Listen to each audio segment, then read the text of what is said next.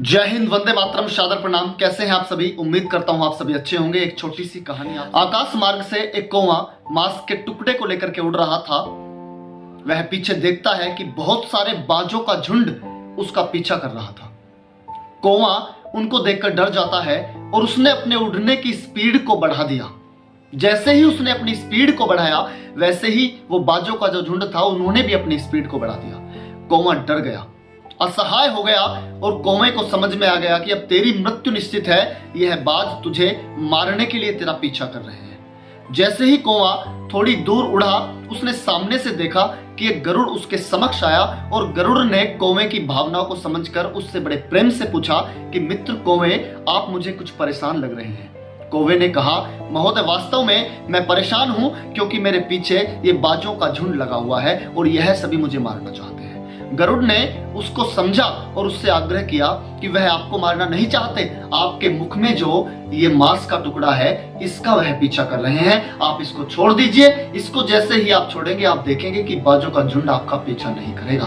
दोस्तों, आपको बता देना चाहता हूं, जैसे ही कौवे ने वो मांस का टुकड़ा छोड़ा वैसे ही बाजों के झुंड की जो दिशा थी वो बदल गई।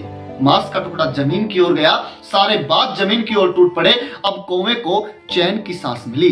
कौवे ने नतमस्तक होकर जो गरुड़ था उसको प्रणाम कहा और कहा, महोदय, आपकी बुद्धि को मैं धन्यवाद देना चाहता हूं और आपने जो मुझे बचाया उसके लिए मैं धन्यवाद देना चाहता हूं। फिर गरुड़ ने बड़ी सहजता से कौवे से कहा, मित्र, वह आपकी मृत्यु के लिए आपके पीछे नहीं थे, मांस के टुकड़े के पीछे थे।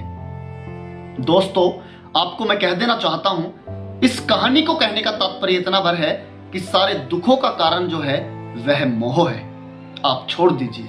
आपको लगता है जिनके लिए आप रोते हैं, जिनके लिए आप बिलखते हैं, जिनके लिए आप परेशान रहते हैं, कोई वस्तु या कोई व्यक्ति, वो सिर्फ मोह का कारण है, उनको आप छोड़ दीजिए। आपको मैं कह देना चाहता हूं पूर्ण विश्वास के साथ, जैसे ही आप मोह से दूर हो जाएंगे आप देखेंगे कि आपके जीवन में आपको बहुत सकारात्मकता बढ़ी है और आप अपने जीवन को सही तरह से जीना सीख गए हैं। सारे दुखों का कारण ये मोह है। आप जैसे ही इसको छोड़ते हैं वैसे ही आपको वास्तव में सही मायनों में जीवन जीना आ जाता है और आप अपने श्रेष्ठ संकल्प को जो आपने धारण किया है उसको आप सभी पूरा भी करते हैं। इस कहानी से आपको क्या सीख मिली कमेंट में जरूर बताएं और ज्यादा से ज्यादा शेयर करें, प्रत्येक व्यक्ति तक इसको पहुंचाएं। सभी को धन्यवाद। जय हिंद, वंदे मातरम।